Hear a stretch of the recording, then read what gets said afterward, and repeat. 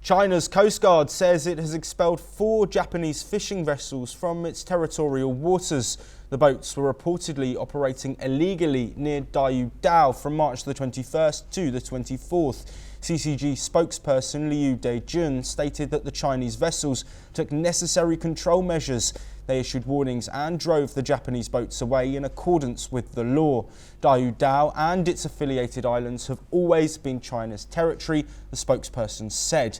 He urged Japan to stop all illegal activities in the area immediately. Liu also stressed that the CCG will continue maritime law enforcement operations. He said the goal is to safeguard China's territorial sovereignty and maritime rights. Thank you for joining us, Andrew. We're looking at tensions in the region escalating, maritime tensions that have been escalating for weeks, if not months. Is this a further escalation, or is this, in your opinion, an isolated incident? Well, I think that Beijing definitely doesn't want a war in the South China Sea or elsewhere. Nor does Japan. The Japan foreign minister is just in Beijing trying to warm relationship for a recalibration of their foreign policies so that they can cooperate where they can rather than banking on confrontation as a result of a changed pivot under Trump 2.0. So what we're seeing is just China's feel more confident in defending its own territorial rights. It doesn't definitely mean China wants a war. That applies to Japan as well as over Taiwan. Definitely Taiwan is a very sensitive issue for China, but it doesn't mean that China wants a war, nor for that matter, the United States or Japan for that matter. So I think that these are posturing, and I think that with the improved relationship between China and its neighbors and with the United States, with the promise of meeting between President Xi and President Trump, not in the not distant future, I think that we're seeing a more careful recalibration of relationship in spite of differences and in spite of posturing on both sides.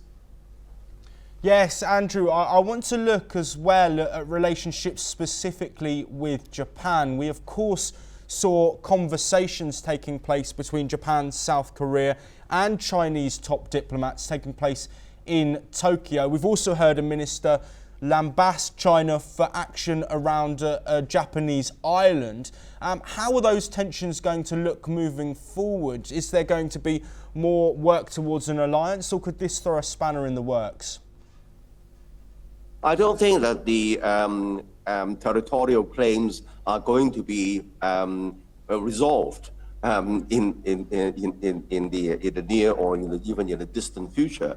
I think the best that could be hoped for, as what has happened over so many decades, is to maintain a stable relationship in spite of differences, in spite of historic circumstances that have led to these conflicts. I think both sides want to manage these conflicts, and that's why the high-level diplomats are meeting, and also they're taking into account changed global dynamics following Trump's return to the White House. Nor does Trump want a war, not least in the South China Sea or in the Asia Pacific. He doesn't want a war over Ukraine. He doesn't want a continuing conflict in the Middle East. He wants to go down history as the peaceful president that makes America great again, and that creates a lot of room for both countries, for China and the United States, to settle their differences and to agree on accommodating relationship. And that applies to Japan, naturally. So I think that what we're seeing is China's ability to defend, or demonstrating its ability to defend its own sovereign rights, but also underpinning by opportunities for all sides to stabilize their relationship in spite of the posturing. Andrew KP Leung, thank you very much for joining us.